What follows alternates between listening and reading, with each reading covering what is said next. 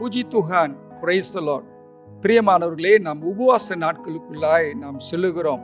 இந்த உபவாச நாட்களில நாம் தேவனோடு இருக்கிற உறவுல இன்னும் அதிகமாக நெருங்கவும் ஆழமாக அவருடைய உறவுல நாம் செல்லவும் கர்த்தர் நமக்கு கிருபையை கொடுப்பாராக. ஆகவே இந்த உபவாச நாட்களில நாம் செய்கிற எல்லா காரியத்திலையும் நம்முடைய சகல ஊழியத்திலையும் ஆண்டவரையே மகிமைப்படுத்தி ஆண்டவரையே உயர்த்தி நாம் ஊழியங்களை செய்வது மிக மிக அவசியமான காரியமாக இருக்கிறது.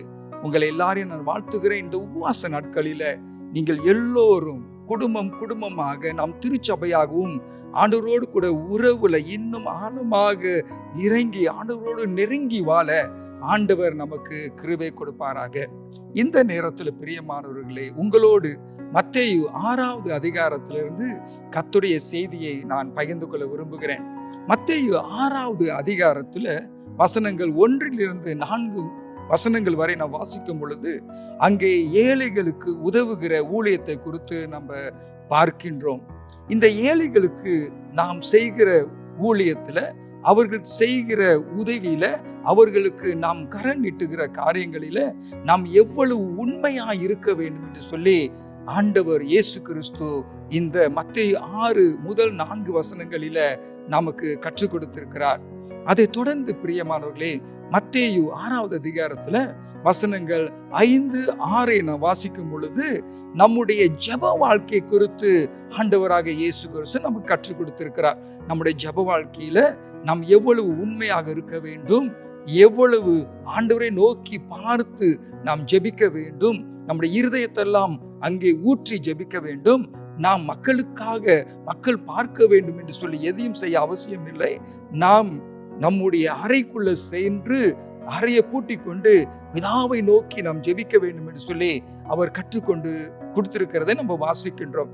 அது மாத்திரமல்ல, அதே மத்தேயு 6வது அதிகாரத்துல வசனங்கள் 16 to 18 வரை வாசிக்கும் பொழுது நம்முடைய உபவாசத்தை குறித்தும் ஆண்டவர் அங்கே கற்றுக் கொடுத்திருக்கிறார். உபவாசம் எடுக்கும் பொழுது நம் மக்கள் பார்க்கும்படியாக துக்க முகத்தோடு நாம் இருக்க அவசியம் இல்லை. மக்கள் பார்க்கும்படியாக நாம் வேஷம் தரிக்க அவசியம் இல்லை. நம்முடைய இருதயத்தை எல்லாம் உபவாசத்தோடு ஆண்டவர் சமூகத்தில் ஊற்றினால் அதுவே போதுமானதாக இருக்கிறது. ஆகவே இந்த 3 காரியங்களும் இந்த உபவாச நாட்களில நமக்கு மிகவும் அவசியமாகவே இருக்கிறது. நாம் எல்லோரும் நாம் ஏழைகளுக்கு உதவுவதை அதிகப்படுத்திக் கொள்வோம், அதை உண்மையாய் செய்வோம். நாம் எல்லோரும் ஜெபிப்போம். குறிப்பிட்டு தனியாக ஜெபிப்பது, நம்முடைய அறையில சென்று கதவை பூட்டி கொண்டு பரமபிதாவை நோக்கி ஜெபிப்பதை நாம் அதிகரித்துக் கொள்வோம். நாம் எல்லோரும் சேர்ந்து உபவாசிப்பதை நம்முடைய குடும்பங்களில, நம்முடைய சபையில, நம்முடைய தனி வாழ்க்கையிலையும் நாம் அதையும் பெருக்கிக் கொள்வோம். கர்த்தர் அவர் நம்மை ஆசீர்வதிப்பாராக.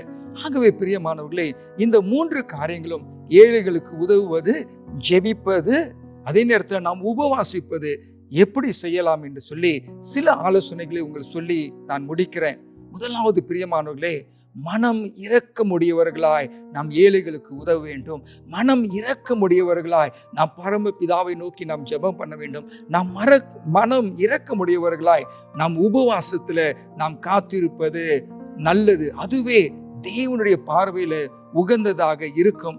அது மாத்திரமல்ல பிரியமானவர்களே, இந்த 3 காரியத்தையும் இந்த உபவாச நாட்கள் செய்யும் பொழுது நம்முடைய நோக்கங்கள் சரியானதாக இருக்கட்டும். நம்ம நோக்கத்தை அறிந்து தேவன் நம்மை ஆசீர்வதிக்கிற கர்த்தராக இருக்கிறார். முழு இருதயத்தோடும் உண்மையோடும் நாம் ஏழைகளுக்கு உதவுவோம், ஜெபத்துல தரித்திருப்போம், உபவாசத்துல தேவ சமூகத்துல காத்திருப்போம். கர்த்தர் நம்மை ஆசீர்வதிக்கிற தேவனாகவே அவர் இருக்கிறார். பிரியமானவர்களே, இந்த உபவாச நாட்களில நாம் ஏழைகளுக்கு உதவுவதும், நாம் ஜெபிப்பதும், நாம் உபவாசத்துல காத்திருப்பதும், இந்த காரியங்களில நாம் எந்த மனிதருடைய வாழ்த்துதலையும் எதிர்பார்க்க வேண்டாம். எந்த ஒரு பலனையும் நாம் எதிர்பார்க்காமல் நாம் செய்வோம். அது ஆண்டவருக்கு உகந்ததாக இருக்கும்.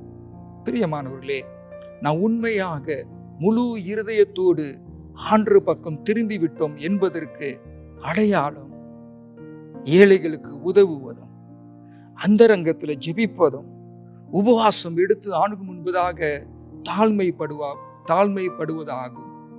Friends, if you have truly returned to the Lord with true heart, There must be sincerity in helping the poor. There must be truthfulness in your personal prayer. There must be true humbleness in your fasting. May God bless you. கர்த்தர் உங்களை ஆசீர்வதிப்பாராக.